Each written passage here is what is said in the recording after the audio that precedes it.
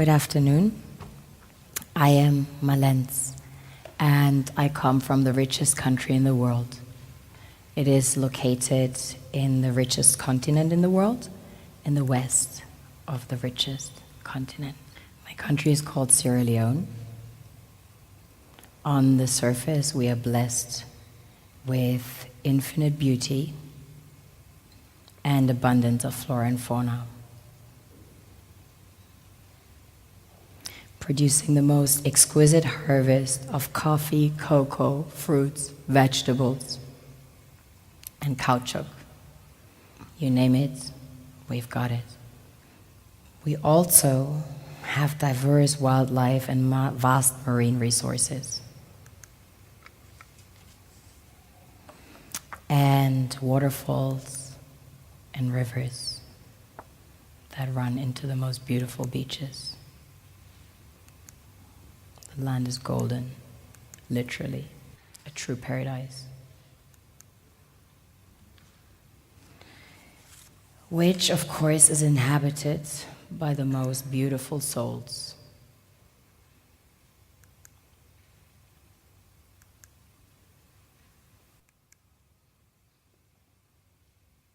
We have a very strong cultural heritage. In fact, Sierra Leone had the first sub-Saharan university. Prior to that, there was one in the kingdom of Timbuktu, which was the first university in the world, succeeding the great Gnostic schools of Egypt and Osiris. On a deeper level, we are blessed with the real treasures the kings and queens of this world desire.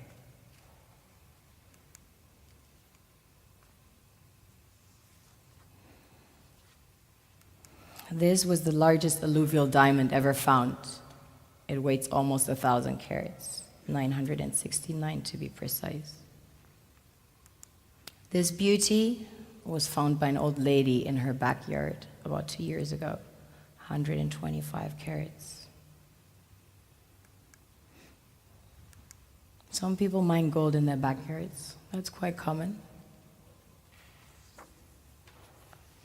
Besides gold and diamonds, we have about 20 precious minerals that have been discovered as of today.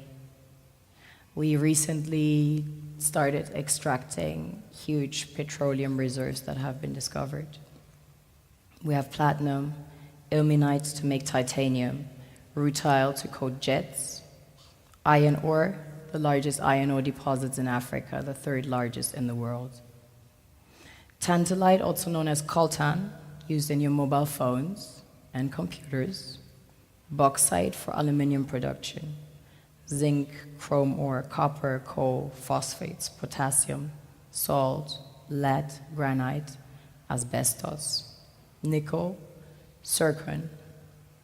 Furthermore, we have exquisite timber like mahogany, antique, and we have the most beautiful stems in the world. Of course, the West needs Africa's resources most desperately to power airplanes, cell phones, computers, and engines. And the gold and diamonds, of course, a status symbol to determine their powers by their core and to give value to their currencies. One thing that keeps me puzzled, despite having studied finance and economics at the world's best universities, the following question remains unanswered. Why is it that 5,000 units of our currency is worth 1 unit of your currency, where we are the ones with the actual gold reserves? It's quite evident that the aid is in fact not coming from the West to Africa, but from Africa to the Western world. The Western world depends on Africa in every possible way, since alternative resources are scarce out here. So how does the West ensure that the free aid keeps coming? By systematically destabilizing the wealthiest African nations and their systems, and all that backed by huge PR campaigns, leaving the entire world under the impression that Africa is poor and dying and merely surviving on the mercy of the West. Well done, Oxfam, UNICEF, Red Cross, Life Aid, and all the other organizations that continuously run multi-million-dollar advertisement campaigns depicting charity porn to sustain that image of Africa globally. Ad campaigns paid for by innocent people under the impression to help with their donations.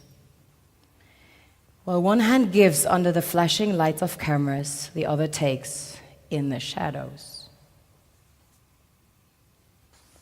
We all know the dollar is worthless, while the euro is merely charged with German intellect and technology, and maybe some Italian pasta. How can one expect donations from nations that have so little? It's super sweet of you to come with your colored paper in exchange for our gold and diamonds. But instead, you should come empty-handed, filled with integrity and honor. We want to share with you our wealth and invite you to share with us. The perception is that a healthy and striving Africa would not disperse its resources as freely and cheaply, which is logical. Of course, it would instead sell its resources at world market prices, which in turn would destabilize and weaken Western economies, established on the post-colonial free meal system. Last year, the IMF reports that 6 out of 10 of the world's fastest growing economies are in Africa, measured by their GDP growth. The French Treasury, for example, is receiving about $500 billion year in, year out, in foreign exchange reserves from African countries based on colonial debt they forced them to pay. Former French President Jacques Chirac stated in an interview recently that we have to be honest and acknowledge that a big part of the money in our banks comes precisely from the exploitation of the African continent. In 2008, he stated that without Africa, France will slide down in the rank of a third world power. This is what happens in the human world, the world we have created. Have you ever wondered how things work in nature? One would assume that in evolution the fittest survives. However, in nature, any species that is overhunting, overexploiting the resources they depend on as nourishment, natural selection would sooner or later take the predator out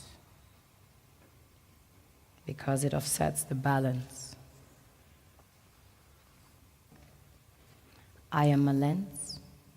I am German, too. Change your channel. Vielen Dank für Ihre Aufmerksamkeit. Thank you for listening.